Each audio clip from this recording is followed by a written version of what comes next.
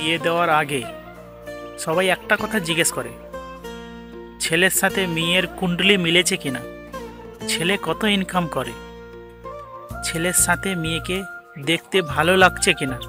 আসল কথাটা জিজ্ঞেস করতে সবাই ভুলে যায়, বৌমার সাথে শাশুড়ির কুণ্ডলি মিলেছে কিনা। কুণ্ডলিতে কোথায় লেখা আছে বৌমা সকাল সকাল দেরি করে উঠবে? কুণ্ডলিতে কোথায় লেখা আছে সকাল সকাল শাশুড়ি মা বৌমাকে খটা দিবে? প্রতিবারের মতন বৌমা চুপচাপ শুনবে না পাল্টিয়ে জবাব দিবে?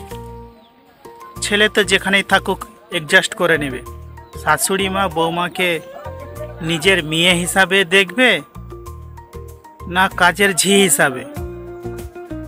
বৌমা মা হিসাবে দেখবে না শাশুড়ি হিসাবে? কুণ্ডলী যদি মিলাতে হয় এই দুজনের মিলাও, শাশুড়ি বৌমার, তবে সংসার সুখে থাকবে। ধন্যবাদ, ভালো থাকবেন, সুস্থ থাকবেন।